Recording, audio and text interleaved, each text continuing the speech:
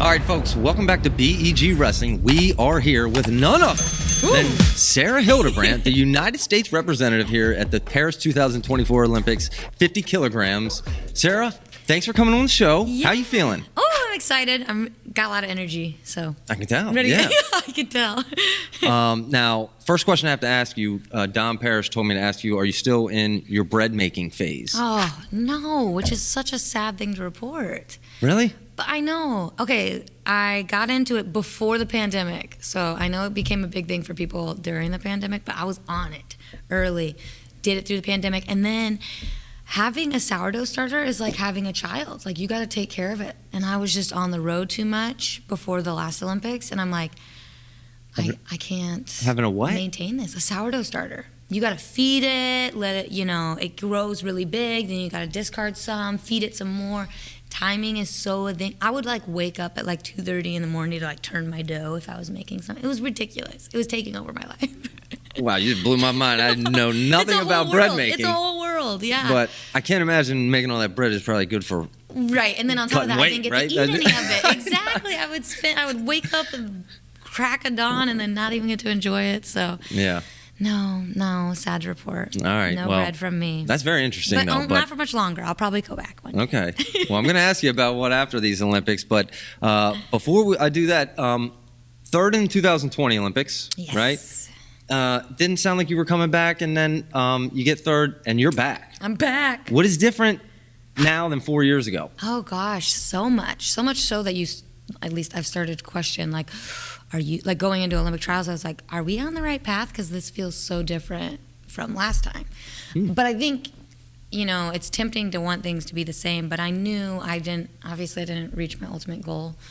I needed to change. I needed to evolve. So the fact that it felt different, even though it was scary, was probably a good sign too, because it's okay, we maybe have grown, But yeah, I was so disciplined to a flaw in 2020 and just, robotic, mechanical, just no personality. I felt like I didn't have a life.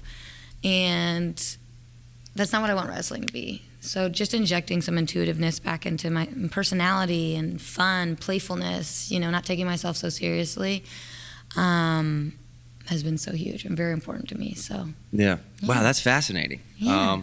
But understandably so, right? Your first Olympics, or in 2020, the nerves, and understandably now you're coming in more relaxed. Yeah.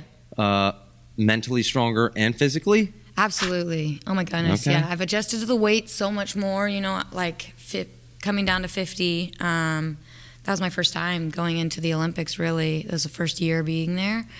And now I've been there for, 3 years, just gotten used to the weight cut, understanding how big I can get or how long it takes to get back down, and just giving me a lot more freedom in that sense.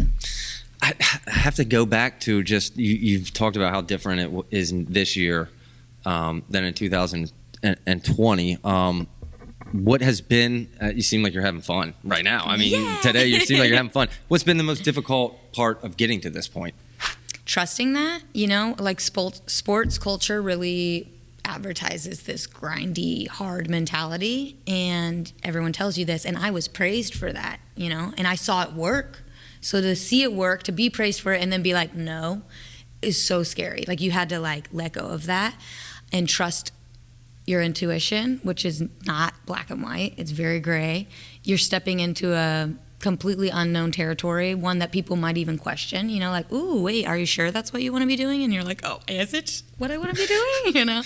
So that's really hard, and it's taken this whole entire quad to get there. And I remember in 2022 first trying to do that, but I didn't have the, endurance around that skill yet. And I tried to revert back to my old ways, but I remember that put me in a really horrible slump. I could tell inside that was wrong. That's not where I wanted to be, that I was actually limiting myself, and that trying to go back to that, mentally and emotionally, my body was absolutely not. You have to take this step forward. And so it really put me in a down slump for a long time, because it was I knew what I needed to do, but I couldn't quite do it. And I would try to do something like I used to do it, and it felt icky, just didn't, align with me. So it's just been a process, really, and making sure I'm surrounding people around me who, see that process and understand it. Yeah. So it sounds to me like you're better now and you're having more fun. Like, what a win. I mean, it kind of leads to my next question. So going into these Olympics, what are you going to be satisfied with? Can't be just gold, right? I mean. Yeah, exactly. That's been a process, is kind of releasing these external goals, which, look, I think the cool thing about Olympic athletes is they can balance this idea of Olympic gold medal and simultaneously understanding that it's not about the Olympic gold medal. How can you take something like that and it mean two polar opposite things? Like, how can I combine those meanings? And I think that's the really, really beautiful thing about Olympic sports is like those top people, that's exactly what they're doing.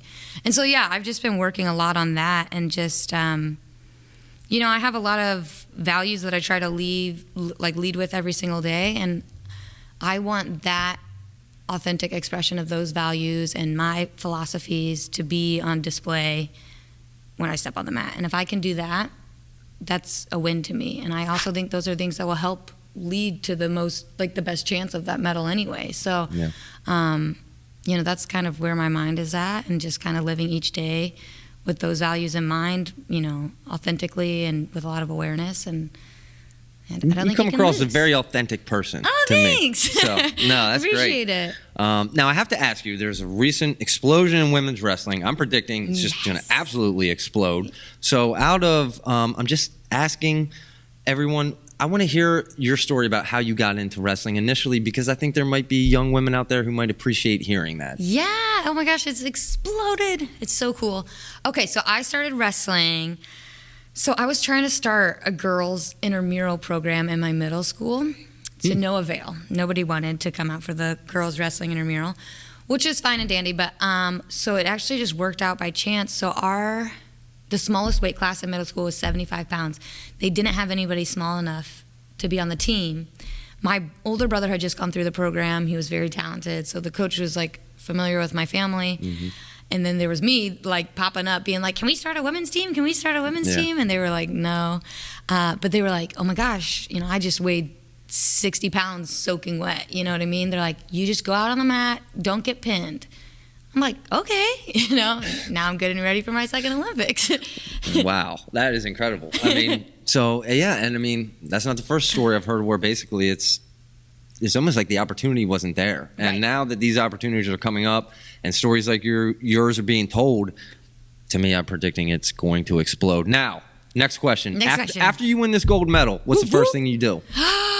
Oh my goodness. Okay, my whole family and then some is going to be in Paris. So I'm going with them and I'm getting like every pastry I can lay my little grubby fingers on. And just enjoying time with them and eating a lot of food. Definitely food and wine and champagne. Yeah, I don't blame you. Live it up there in Paris. Exactly. You kind of touched on my final question here. You already got into your bread making ability. You taught me a thing or two, but tell us something else you do for fun outside of wrestling. Ooh. A little bit about Sarah Hildebrandt. Okay, I'm a big reader. I read a lot. Okay. But I also live in Colorado, and my brother, who is a national park ranger, just moved out there, is training with me.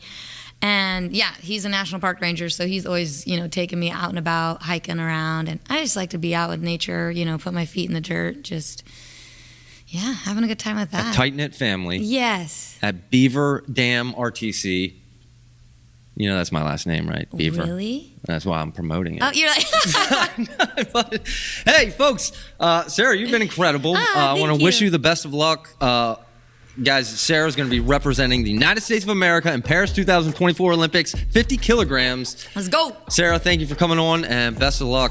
You've been incredible. Thank you so much. Thanks again. Thank you. All right, folks, welcome back to BEG Wrestling. We are here with none other than the United States representative in the Paris Olympics 2024 53 kilogram, Dominique Parrish, or better known by Dom. Correct? Correct. All right. Why don't you kind of touch on that? Because some there's some confusion. Yeah, so I've moved to Corvallis, and I feel like my schedule aligns mostly with the retirees. So as I bump into people when I'm walking my dogs, they'll ask me my name, and if I say Dom and they don't know my name is Dominique, they'll assume I'm saying Dom, or I've gotten Dong before, and like that wasn't my favorite, but it's made for a great nickname. Get it right, folks. Dom, okay? Get it right. Now, Dom, I have to ask you, the first question that Kayla Miracle told me to ask you was, what is your favorite Pink Floyd album? I mean, there's Dark Side of the Moon. Does she know it? Does she know any of that? She told me you're an avid music lover, so yeah. So that would be a great question. That would be a good question. Yeah, that is a good question. I mean, I currently am really into the Talking Heads, and okay. I don't know if you've seen, they released on HBO Max. They're like,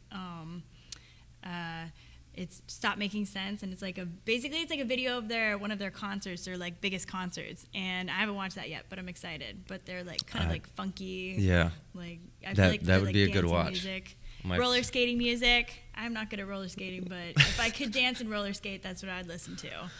Okay, but you are good at wrestling. 2023 gold at the World and Pan Am's, correct? And let me just ask you overall, how you feeling right now going into these Olympics? I mean, I feel really confident. I think we're far out, but like really close. My friend Justina DeSazio, she's on the Olympic Canadian team, and we were talking about it, and we're like 12-ish weeks out, like a little bit more, and I feel like it's easy to get I feel like that like reverse tunnel vision where you're like, oh, it's like right here, but like there's really so much time to like focus in on like the things that I need to work on. So I feel like going into practice each day, it's just like being in the moment, and I feel really confident in what I'm working on. Yeah. So a short 12 weeks, boy, that'll be here before we know it. I have to ask you, what has been the most difficult part of getting to this point? Well, I moved last year, and that wasn't difficult because I feel like I moved up to Oregon State, so I'm wrestling out of the Dam RTC, and the Beaver Dam RTC. Beaver Dam RTC. No wonder you're good at wrestling. But yeah, I mean, it's been a great move, and I really enjoy Nate Angle and like all the girls that are training out of there, and I feel like we had a good, like great environment, and so I feel like moving is always difficult, but it's nice to be in like a good spot. You're all settled in now? Huh? You're all settled in? I'm all settled in. Okay. I'm like, all the bags are unpacked. You're ready to make this run. Okay. Ready to do it, yeah. All right, let me ask you, what's your mindset in going into these Olympics? Like, what would you be satisfied with? It can't be just gold, right? Yeah. Well, I mean, I feel like each competition I go into, like regardless of what it is, I just really want to feel like I am competing at my best level. And I think like everyone knows when you wrestle a match and you're like, maybe you lost, but you're like, damn, I felt really good. Like my technique was on point, and I took chances, and like maybe showed some of the stuff that you've been working on. And so I feel like for me, like obviously going into these games, the goal is gold, but I just really want to be true to myself and like show people what I got, because I do think I have really good offense, and I've been working on my defense, I've been working on my takedown transitions, and it would be nice to take people down and turn them and show them that, you know, I'm like supposed to be here too. We're all here. We're all supposed to be here. Hey, you are supposed to be here, and I do enjoy the fact that, I mean, it sounds like you're finding appreciation in the process and the journey of this. So I definitely think that's the right thing. Now, I want to ask you, the recent surge of women's wrestling, okay, and big out in Iowa, just got approved here in Pennsylvania. So I'm asking everyone because I want to know your story. How did you initially get into wrestling? It might be something that the younger generation of women, someone might see it and appreciate your story. Mm-hmm. So I'm from California, so they had state sanctioned like a long time ago for like high school wrestling, I think even before I was in high school. So I'm very lucky that that was in place. I got into wrestling because in middle school in 6th grade, the like middle school coach came to our PE class and did like a demonstration, like rolled out the mats and was like, everybody wrestle each other. And they passed around a clipboard, and my friends like signed my name on it and like put my email, and I was like, I have to go because Get out of here. Eric, I was like, that's how you got into wrestling. And I was like, I have to go because they have my email. I'm like, I'll get in trouble if I don't go. Wow. But my dad like wrestled a bit in like high school and junior college, and he coached, and so I feel like I had like family support and like already like a program that was welcoming for like young girls, and then like a high school program to feed into it, and then just, I mean, like again, I feel like right place, right time. Like when I was going to college, there wasn't like Iowa programs, but SFU I feel like was the Iowa at the time. For Simon Fraser University, for anyone who doesn't know. Okay, but thank you for clarifying. It's in Vancouver, and I feel like that's where all the like successful women were going, and it was definitely intimidating to go up there and like compete against these women. And we wrestled a lot. I feel like we did a lot of live wrestling, and we just had the space to do it, and I feel like it made us tough and like good at competing. So. Well, I want to personally thank whoever that friend was of yours who wrote your name on that paper. Yeah. I don't think we're friends anymore. As an American, hey, we're glad your email address and name got on that paper. Yeah. Couple more questions. So after you win a gold medal, what's the first thing you're going to do? Oh, man. Well, I will have cut weight, so I definitely will be getting some ice cream. And just like celebrating with my friends, family, and my boyfriend. They'll all be out in Paris, and I feel like just reflecting on it, like it really takes so many people to like get me to this point, and I know like I've like sacrificed a lot of personal time with like those people, and I feel like it affects me, but it also like affects them, and it'll be nice to like take a second and breathe and just like enjoy what has been like this Olympic run. Yeah, along with everyone who's been there to support you. Leads me to my final question. What does Dom do for fun outside of wrestling?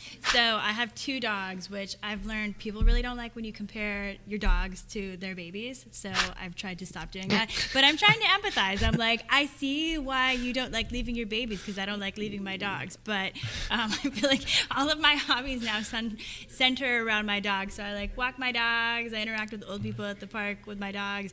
I'm hiking. I actually got recently into just like taking pictures of plants I see as I'm like hiking, and like identifying them later. And Oh, okay. Like, well, I mean, I feel like identifying, and I'm like, maybe I could do like foraging later, like listen to like a foraging podcast. So I'm a little bit naturey. I paint. My boyfriend would be upset if I didn't mention I've started playing Halo with him, and I'm just gamer. A gamer, yeah. I'm terrible. I'm like on the easy level, and I'm so pissed when I get killed. Those are 2 extremes. You're out hiking and then you're a gamer. Yeah. Wow. He's like, do you want to play Halo? I'm like, no, I want to take the dogs to the park, and then we play Halo for like 2 hours, and I'm like, what did we just do? All right. So there's a lot about Dom Parrish that even beyond wrestling. But Dom, I want to thank you for coming on here and wish you the best of luck representing America, folks, at the Paris 2024 Olympics. 53 kilograms. Any final thoughts?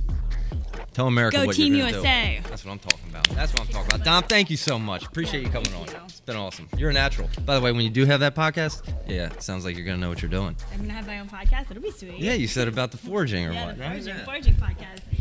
All right, folks, welcome back to BEG Wrestling. We are here with none other than the United States 62 kilogram qualifier for the Paris Olympics 2024, Kayla Miracle. That's me. Incredible last name, by the way. Thank you. I got it from my dad. Okay, well, I was going to ask you the next, but hey, Kayla, by the way, you've come a long way here, and you were actually, fun fact, the first ever state qualifier in Indiana as a woman in a boys division. Yes. So you could probably beat me up, right? I mean, maybe high school Kayla, but I haven't wrestled the guys, in a while, so I don't know. But I did have Sarah. She is 3 years older than me, but she was a senior when I was a freshman, so I kind of had her to look after and follow her steps, and so she was the first one to make it to semi-state, and then I made it to semi-state. We both did, I think, her senior, my freshman year, and then she obviously graduated, went on to college, and then sophomore year was the year that I did that, and just this last year we had Ocampo. Whoa, fly. We had Ocampo actually placed at state, and she took it another step. So I'm glad that, you know, that You're kind of setting the claim example. to fame is like over and like people are now passing it. So it's Well, good. No, you're right, and you bring up a good point and kind of the whole rise of women's wrestling, but I'm going to ask you about that. But before we get into that, in 2020 Olympics, you got 12th, and since then you have 2 world silver medals. Overall, how are you feeling right now going into these Olympics? I feel it's weird because I feel confident, but not in like a cocky way of like, yeah, I'm going to beat all these people up. It's like, I know I've been there before and I know I belong here. It was the same feeling going into the trials. It was like last quad, I had made one team before. And so it was like, do I belong here? Am I supposed to be on this team? I don't know. You know, I have to prove myself. And you do have to prove yourself. But it was like, I know I can do this and I've done it time and time and time again. So now I just have to do my job again. And so it's kind of the same thing. I've been there before. I'm excited that I get to actually have the Olympic experience without COVID, you know, making it so I don't have family and friends there. You know, we don't get the same processing with the gear, things like that. This fly just really wants to be a superstar. Not going away, is he? Jeez. But yeah, so confident and calm and just kind of excited. We have one tune-up event, and so just excited to see where I'm at and what I can tweak up until August. Yeah. Well, okay, so you mentioned this is not your first time going through this Olympic run. However, it is different from previously. And in 2020, we had COVID. Let me ask you, like, what has been the most difficult part of your journey to make this Olympic team, and maybe what's different than previously? So I think last Olympic team was just kind of first time you got to do it, you know, a lot of nerves. This time it was, you know, it's been a long quad. It's been a short quad because it was only 3 years, but it's been very long in the sense of injuries, coaching drama, training situation wasn't working out. So just like trying to figure all those things out, and it really just kind of ran me into the ground. And actually over New Year's, I hit a point where I was like, something big has to change or I'm not going to finish the quad. And I was like I was like at a breaking point. And thankfully I had some really great people. You know, I got to go out to the University of Iowa and train with Clarissa Chun and her team. I have Lee Pritz at home training with me and like coaching me, and like he's, you know, great, you know, good vibes all the time. So I had really good people, and then my girlfriend obviously being very selfless and like, hey, if you got to go and you have to find these things to give this quad a real run, like you need to do that because you're not going to be able to live with yourself if you don't. Yeah. And so she's been super supportive there. So I think it's more of a mental game this quad, and that's the difference here. Wow. Yeah, that's interesting. So, I mean, I can only imagine that, and you kind of briefed on how difficult it is just to get to this point. Now you're here. What would you be satisfied with going into these Olympics? Like, what are your goals here? I mean, the goal since I was 4 was to be an Olympic champion. So that's the goal, right? And we have that. But I think there's a difference between, you know, reaching your goal and being satisfied. And I think it's hard to be like, all right, if I don't win this medal or this many matches or I win by this many points, like that's hard. Like you're never going to be satisfied, really. Yeah. So I think my real goal is to just go in there and compete to the best of my ability. And I think last quad in Tokyo, I didn't do that. I was not the best Kayla that I could be at that time and place. And I lost a close match because of it. And it ended my Olympic run. And so this time around, it's just like, I want to wrestle 6 minutes for 6 minutes.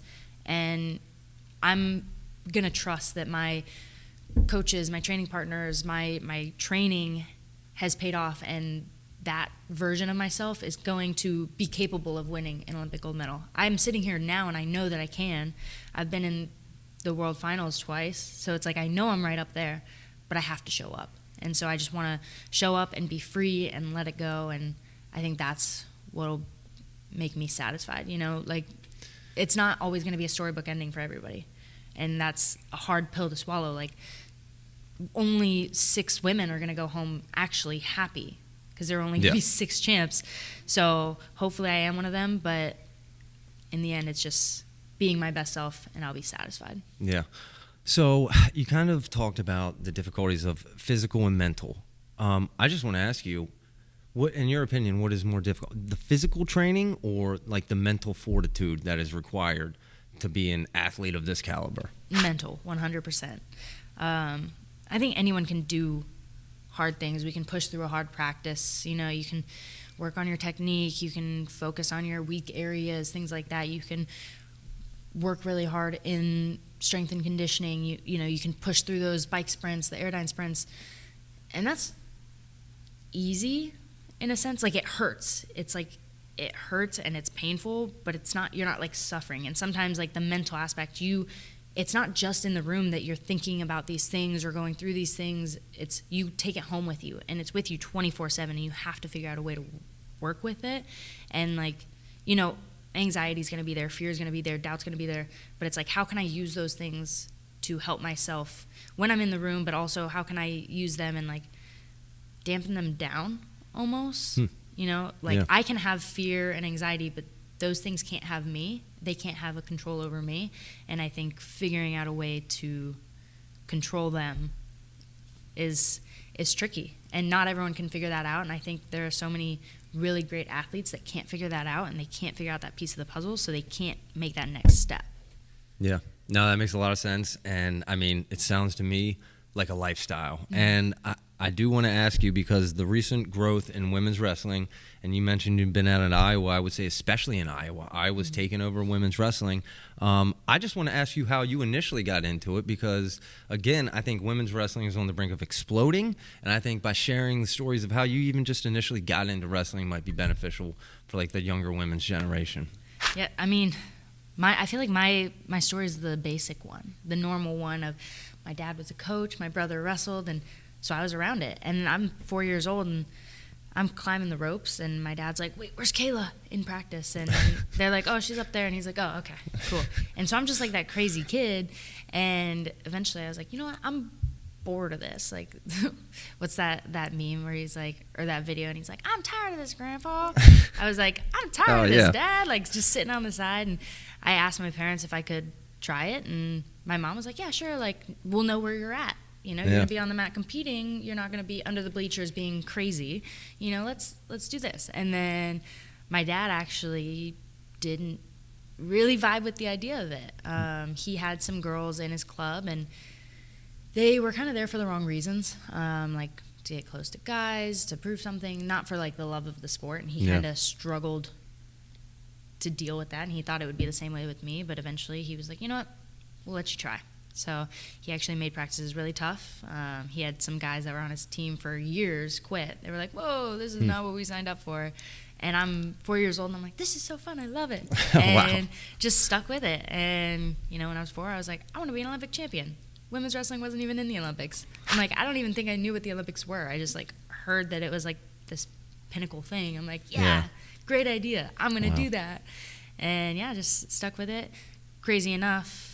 Fast forward however many years, 16, 15 years, and my dad is a women's college wrestling coach. So we had a nice 180 there. So we love growth. Yeah. Wow, that's an awesome story. Yeah. And you lead me to my next question. So after you win this gold medal, what's the first thing you're going to do? I don't know. Just chill for a second. Take a break? I hope you keep that in there, though. Oh yeah, absolutely. Yeah, no, I don't know. Take a little break, figure out my life. Unfortunately, with Sunkist, you know, taking a step back, I have to figure out, you know, that side of things if I want to keep wrestling, you know, and I won't know until that final whistle blows how I'm gonna actually be feeling. So I can't be like, yeah, I'm done after this, because we saw that happen with Sarah Hildebrandt last quad, where she's like, I'm done after this, and then she gets her bronze, and she's like, I'm not done. Like, we got to go again. And she's back. Yep. It could be the same exact thing, or I could be like, I'm going to keep going, and then, you know, win the Olympic gold, and I'm like, I'm satisfied. I'm good. Like, I don't need to do this. And I'd love to go into coaching, potentially some teaching. I was a math major in college, so that's an option too. But, yeah, just I think hang out for a little bit, be a normal human, not really have to worry about – all my friends get to go, like, play pickleball. My girlfriend and I love rock climbing. And some of those times, like, she's like, you want to go do this? I'm like, I just had 2 really crazy practices. I have nothing left in me to do this. And I'm like, I want to be able to do that. So just enjoy life and enjoy my family and my friends. I know we're going to stay a couple extra days in Paris and cool. Really enjoy it. And it's the first time my girlfriend's traveling overseas, so we're going to do all the touristy things and enjoy it and get to hang out with my sister a little bit. And I know at least one brother's coming, maybe the other 2, and just have fun with the fam. Yeah. Well, you led me right into my last question. You're welcome. Which I'm is, just teeing you up. we all want to know, tell us something about Kayla that we don't know. We talk about the wrestling, but what do you do for fun? I mean, you don't have a lot of time, but what do you do for fun? Well, I mean, I guess it depends on the day, right? I mean, like, obviously I love TV shows. If you know what this means, you should write it in the comments, right? Down below. That's usually what it is. Is that The Office? Yeah. Okay. Yeah, so there's the Wow. answer. You know they're coming out with a new 10-year anniversary or 20-year anniversary season. Okay. So Yeah. that's what I will be doing after the Olympics. I'll be watching There you that. go. But yeah, no, I've gotten really into reading over the last couple of years, getting into some like romantasy. So Sarah J. Maas is my whole world right now. She's an author. And then pickleball, climbing, anything like that. We love a good pool day, just stuff like that. Just anything random. Legos. I think on my USA Wrestling Big bio, ones. I think I have pickleball pro, Lego enthusiast, and like one other thing. I have 4 animals, so 3 cats and a dog. Wow. So I'm a mother, you know. And So wrestling, just a small piece of the pie in your life. Just a tiny little piece. Oh my goodness. Yeah, I just All have to be able to buy them treats and toys and keep them happy. That's really it. Well, Kayla, I can't thank you enough for coming on here. This has been incredible. I think everyone in America, we're all rooting for you, and best of luck. And hey, thanks again. Thank you. Thanks for Let's having go, America. Thank you. All right, folks, welcome back to BEG Wrestling. We are here with none other than Amit Elor. Okay, we all know who Amit Elor is. She's representing the United States at Paris Olympics here in 2024 at 68 kilograms. Only 20 years old. And Amit, you have quite the resume. But I first have to ask you, how are you feeling right now? I'm feeling great. I mean, I'm excited to be here, and this facility is crazy where we're having camp here in Lancaster, Pennsylvania. It's huge. It's like the size of 5 Costco's, and there's so much training equipment, and everybody's here. And so it's the start of camp. We're all excited and fresh and ready to work. I would like to say my name's Amit. Amit. Amit, yeah. Wow. Yeah. Well, I'm sure you don't watch the show, but we traditionally get names wrong. So Amit No worries. Elor. Yes. Folks, got it. get it right. I'll never say it wrong again. I can't guarantee that, but I can guarantee I'll try. But Amit, right? Yes. Okay. Like, Amit, it's nice to meet you. Amit. Yeah, okay. Amit. You know Yeah. what? You say it like that, much easier Yeah. to remember. Well, I apologize for that. No worries. Amit, I got to ask you, beach wrestling. You started in beach wrestling, right? Yeah. Okay. Tell us a little bit about beach wrestling. How's that compared to this type of wrestling? Is that what made you the person you are now?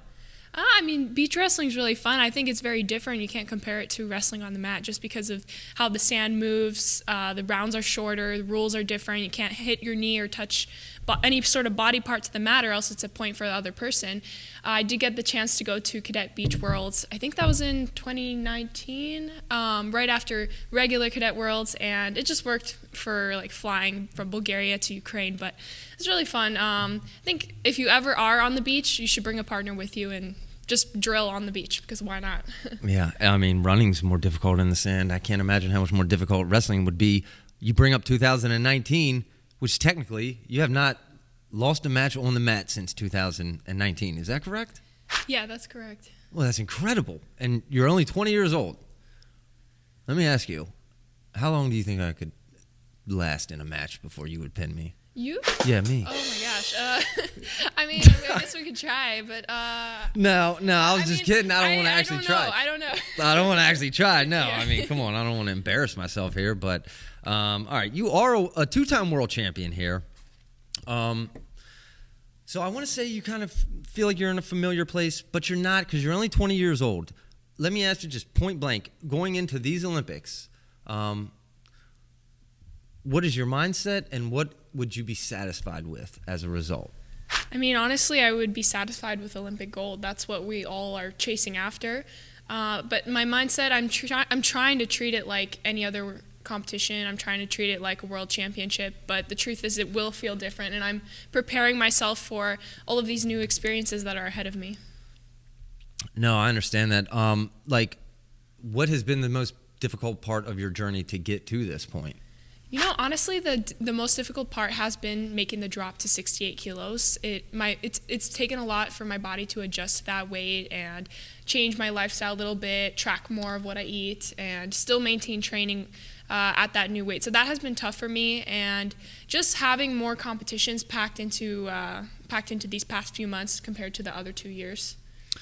Now, you bring up the weight. Is that something? Are you looking 4 years down the road, or is that something you're not even thinking about? As you know, in 4 years, could we expect you to see you at this weight, or maybe? Yeah, I mean, I don't know for sure. I think there's a chance my body could stabilize and be a little bit happier at 68, and that's what I'm hoping for.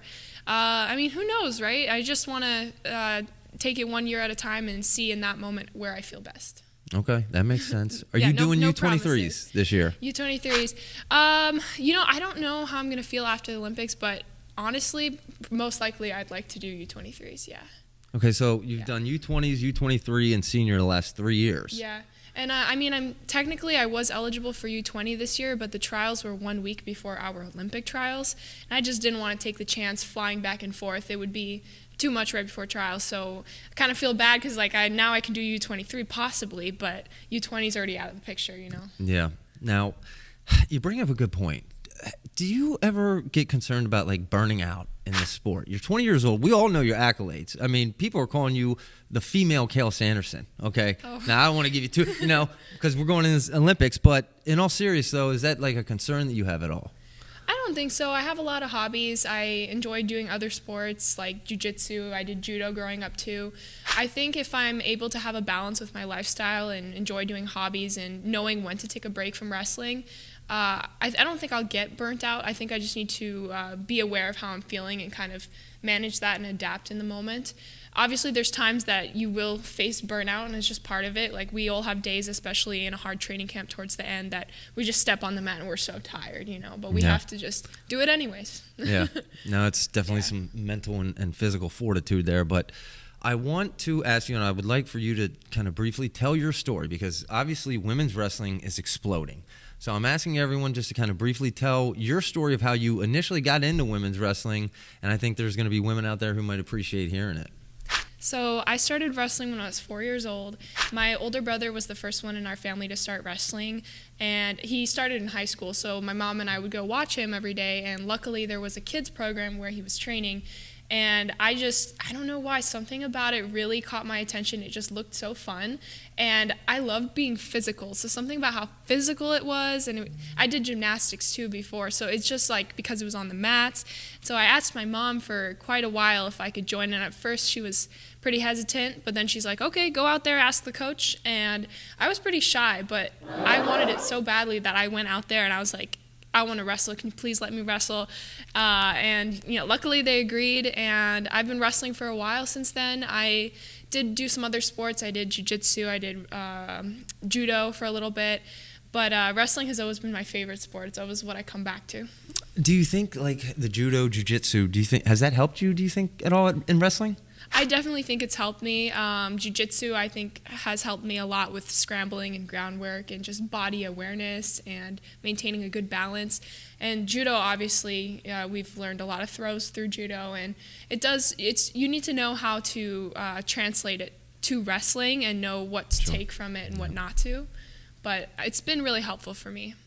Okay, Amit, I have to ask you. Now, after you go to Paris and win this gold medal, what's the first thing you're going to do after winning? Well, I'm the first one out of all of us to compete, so I'm going to be cheering on my teammates, and I will definitely be eating some croissants.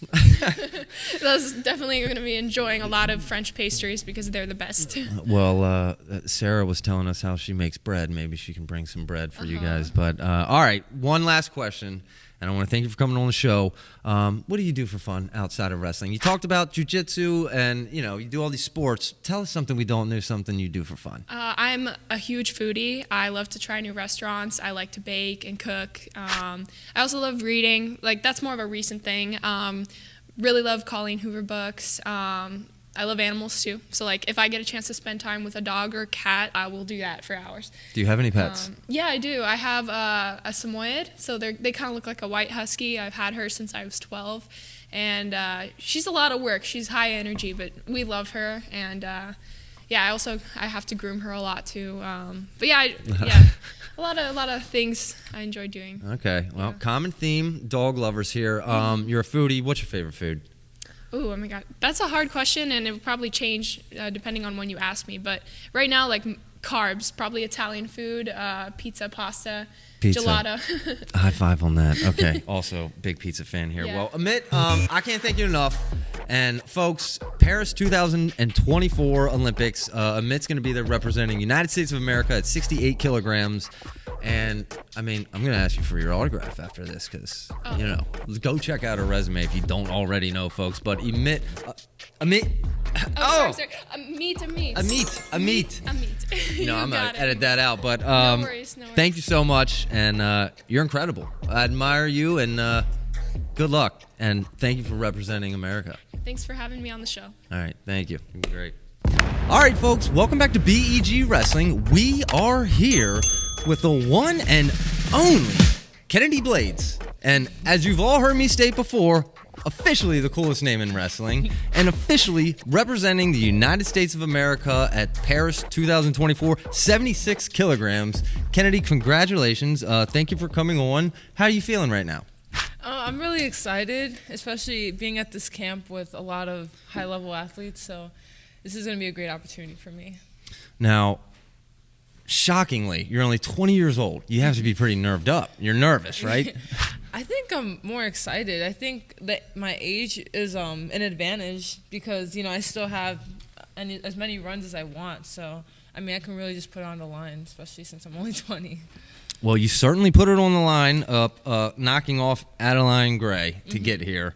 And I saw it coming, but talk us through a little bit. I mean, what was the most difficult path in your journey to get to this point? I think probably the most difficult part was my mental toughness. I think I really need to work on that, especially after losing at Final X, just because, I need to understand that this is a different level. But I believe, though, that the only person that can stop me is myself. So I just need to understand that, like, no matter wins or losses or if someone gets a takedown in the middle of the match or anything, like, everything's going to be okay. So once I worked on my mentality, then everything started to flow really well. No, and that kind of leads me to my next question, which was going to be, like, what is your mindset going into these Olympics? And, like, what would make you satisfied as a result here? Yeah.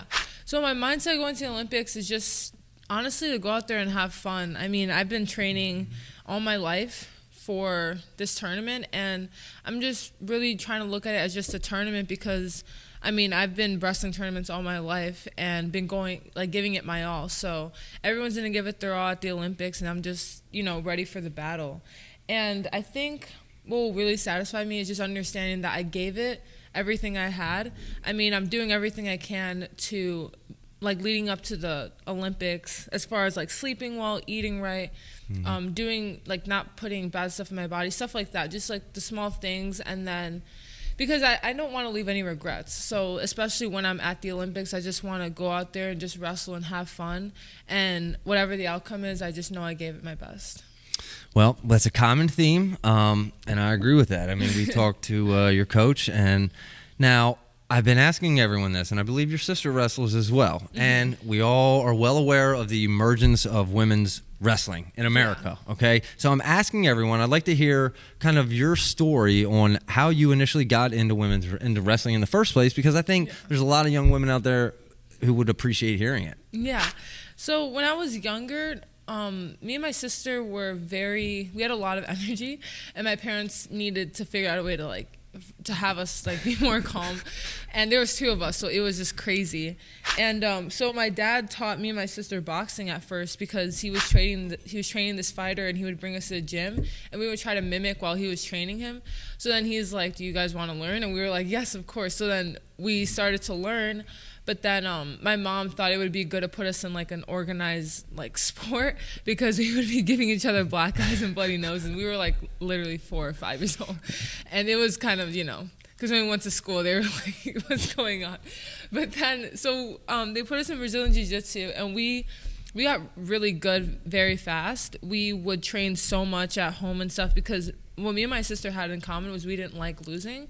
So we would put in the work, and we were only like 5 and 6, and it was like very surprising and shocking to my parents, and they loved like our adversity and stuff. And then so we would win, but we would only go up against the guys, but like that still wouldn't give us an excuse to lose or anything. So we would just keep pushing and pushing. And then there was a lot of factors. One of them was because jiu-jitsu isn't a college sport. So my parents were trying to figure out what sport would be good, and they introduced us to wrestling. So we did both for a year, but that was way too much when we were on our young bodies plus school. So then they told us you have to pick one, and me and my sister picked wrestling. So that's how we started. And, Wow. Okay. Yeah, it was a good choice, obviously. All right, that's a unique story. Now, when's the last time your sister beat you in wrestling? I think, we were young, but there was a time where my dad told me this. It was kind of funny, but there was a time where I couldn't beat my sister. Like there was one point where and we were only about 10 pounds apart, so we would wrestle each other in tournaments. But then one time I beat her, and I never lost to her again. So, but she is like, I'm not gonna lie, like I'm never afraid to wrestle anyone, like no one on earth, not even a guy, but there's one girl that I am like kind of scared, and it's my sister, because she is just ridiculously fast and technical, and I don't know, no older sister wants to lose to a younger one, so yeah, she's definitely a problem. Well, it's funny you say that, because I have a younger brother. Yeah. The first time he beat me, we never wrestled again after that. I was smart, and I said, no, we're not doing that anymore. Yeah. No, we're doing that. But, and hey, I think you've proven your fearlessness by making it this far, knocking off Adeline Gray to get here. My next question, now, after you go to Paris and you win a gold medal, what's the first thing you're going to do?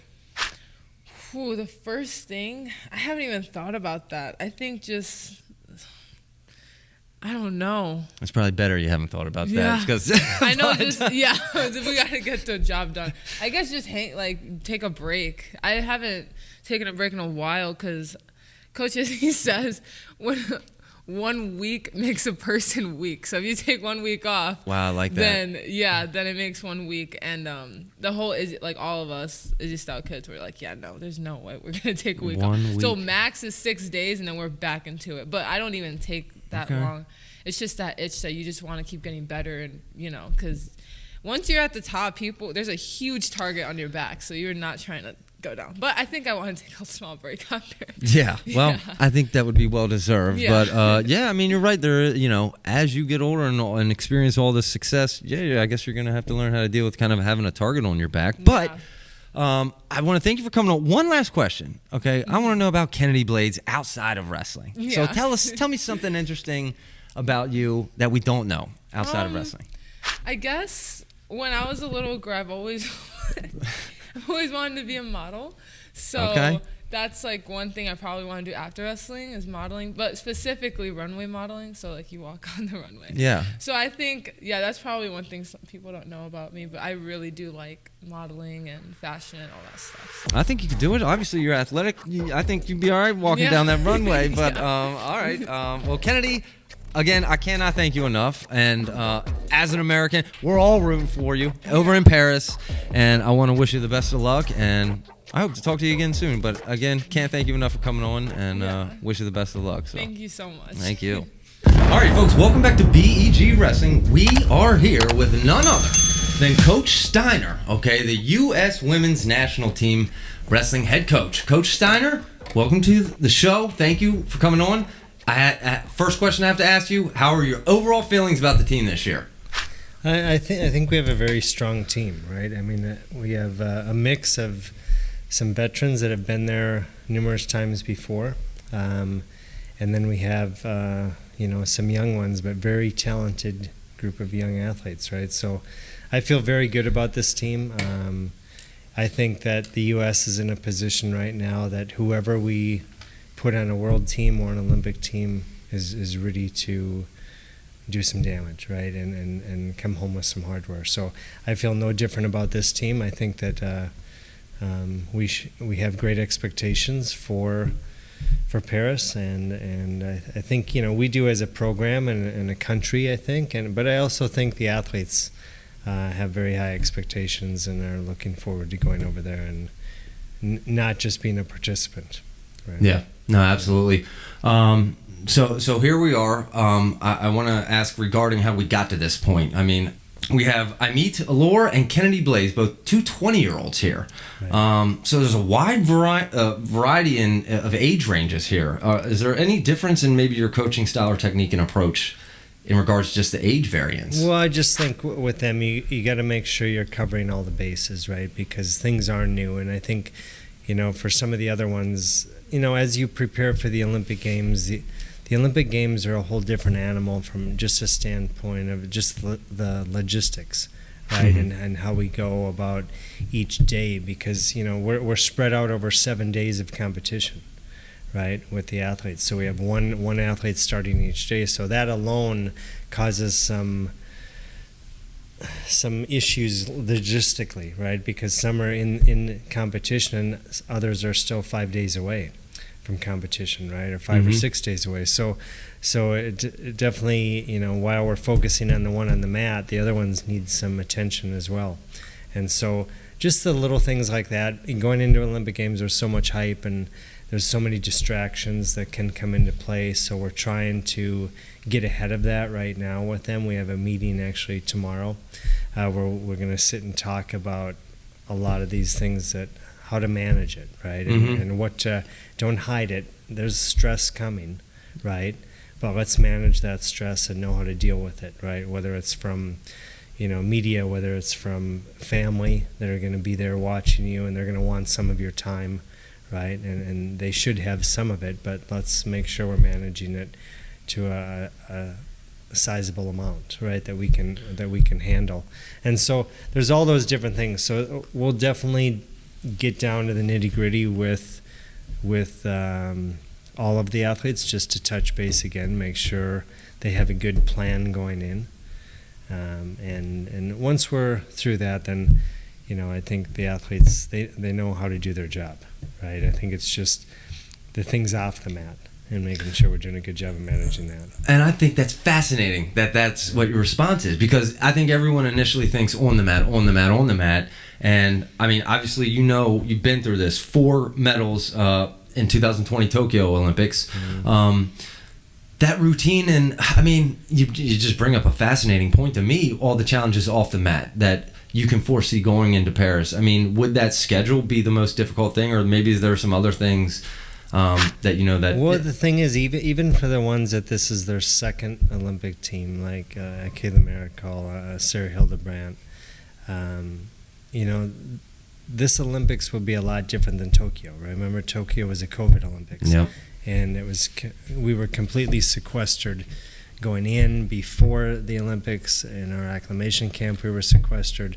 And when we got to Tokyo, we were completely sequestered, right? And really in a hotel, locked in a hotel, and we had a training room right there that we could get our workouts in and stuff like that. So it was a whole different environment than Paris will be. Right, there will be a lot of opportunities to be distracted in Paris, and I think we're making sure we know that that's a part of it. These athletes also have a big platform right now to move women in sport forward, to move wrestling forward, and things like that. So I think it's balancing that, knowing that that's also the other side of it. Right, there is a lot of positives that can come from an Olympic Games, and doing certain media events and things like that, but just making sure that you're limiting yourself so you still have the right energy, right, that you're going to need for high-level competition, right? And so, not making it bigger than it is, because it's already gigantic, right? And they know that it's the pinnacle of their careers, and some people will not make it back to an Olympic Games, and so to get there one time, you want to make sure that you're doing it right from the beginning, and the first time. And so I think it's just giving them all that going in, so they understand that and how to deal with it. Yeah, and it's interesting you say that, because folks were talking about the highest caliber of athletes on the planet. So as the head coach, I mean, what is the overall theme or culture that you're trying to instill within this team?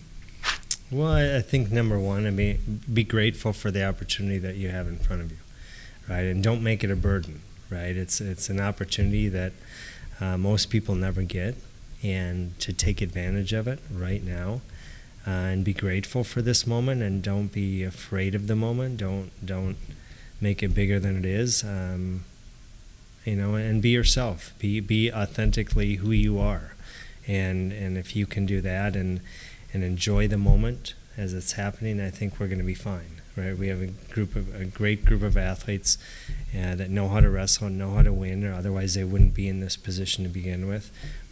All of them have competed against the highest level of the competitors they're going to face, right? And have had success. So it's nothing about that. It's more just making sure we stay in the moment, right? Mm-hmm. That we stay in the moment and take care of business as it comes to us, and not get too far ahead of ourselves, not let things distract us, from yesterday or the day before. Not put ourselves in situations that we don't want to be in, right? Even in media interviews and things like that, making sure that they can direct the questions to what the topics they want to talk about, and not be steered to topics maybe they have no familiarity with, or can be put on the spot. So making sure they know how to steer those conversations where they want to steer them. So things like that. Like media coaching, and that is part of it. Well, really, this isn't, I'm talking like it's my information, but really, we've utilized some of our past Olympians and asked them questions, mm-hmm. right? And what they would do different, and what are the things that we need to look out for and do. And I've seen some of it firsthand and how it's affected us, and so I've asked them to give us some talking points that we can go back to the athletes with right now, mm-hmm. and make sure we don't make those same mistakes, right? And let us learn from someone else's mistakes instead of our own, and that's a lot smoother ride, and usually more successful if we do it that way. Yeah. Coach, is there anything on the surface, at least up to this point, now we haven't competed yet, but and obviously 2020 was COVID, so that was very different. But any other big differences, maybe in the whole sport of wrestling? Because my next question is where women's wrestling is going from here. In the past 4 years, have you seen any significant changes in women's wrestling? Well, there's been significant changes in the U.S. Our numbers have gone through the roof, right? Our opportunities within the sport of wrestling, let's look back 8 years, right? And in 2016, we had 6 states that were sanctioned in the sport of high school girls wrestling. Today we're at 46. That kind of growth is like, how do you even, we couldn't have written that better than how it's happening, right? The growth is unbelievable. And then at the college level, we had about 40 to 45 college programs, and now we're over 175 college programs, right? So, and that's in 8 years, right? So the changes have been monumental, right? Our numbers have went up. Our USA Wrestling numbers, I think from last year, they were at 36,000 female athletes. This last year, they were at 53,000. Wow. Right? In 1 year. So that kind of growth, we should have high expectations on what's happening, right? Because it becomes a numbers game, right? It becomes, you're going to find talent, and I always say we may not even know our 2028 Olympians right now. Very true. They could be just still developing, and they may pop up on the scene, because that's how it's happened really at our U17 and our U20 level right now, we have athletes that are popping up that, 2 years ago we didn't know who they were. Right? Yeah. And so we foresee that that's going to continue, and with the opportunities that we have, and that just bodes well for the national team and what we can look forward to down the road. We are from that standpoint, U.S. is the envy of the world, right? Nobody has their athletic opportunities tied to their academic institutions, right? Most countries have a city club that the kids go to, but it's not tied to their high school. It's not tied to their junior high, right? And it's definitely not tied to their college programs. Most countries operate with that kind of a system, which it's worked for years, and it works for countries, but they all envy what we have, right? Where our athletics are tied to our academic institutions, and because there you can really grow numbers, right? Yeah. Because the opportunity is right front and center, and it's a part of the learning of that institution, right? Yeah. As a sport. So from that standpoint, we've had unbelievable growth, and I do think, and I've said it for years, there will come a time when I believe that the U.S. dominates the world of women's wrestling. I hope I'm around for that ride, right? But it will happen one day, right? And we're right on the verge right now, right? They've approved that we move from, the NCAA has approved that we move from an emerging sport to a championship status. So now it's in the last final steps of voting between the divisions 1, 2, and 3. Mm-hmm. And if they push that through this summer, which we think it's a rubber stamp,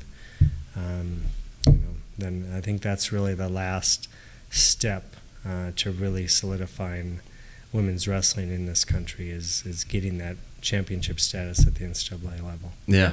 Exciting times ahead for women's wrestling. 4 gold medals back in 2020. I want to put you on the spot, but I won't. I'm going to predict more this year. I think you would probably agree, right? We're capable of it. Right? Capable. I don't like to predict things, but we're capable of it, right? Every athlete that we're sending to Paris is capable of coming home with hardware, right? And that's what we're shooting for, right? There's nobody that outclasses us. I mean, we know how tough Japan is, and then they're a very tough team, and we're going to have to climb over them. We know that. They're not going to fall down. China is a very tough team. Ukraine is a very tough team, right? So there's some tough programs out there. Mongolia has a tough team. So we know that who our, nemesis are and who the people we're going to have to climb over.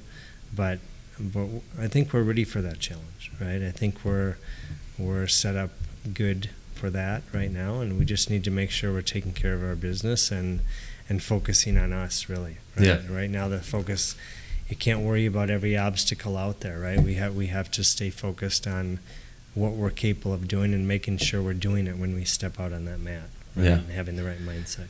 Well, I think you're doing a good job of instilling that culture, because I've heard a lot of the same things from a lot of your wrestlers. So, Coach, I want to thank you. One final question, though. Yeah. Tell us something about Coach Steiner that maybe you do for fun outside of wrestling, totally separate from wrestling. Give us something we don't know. Oh, gosh.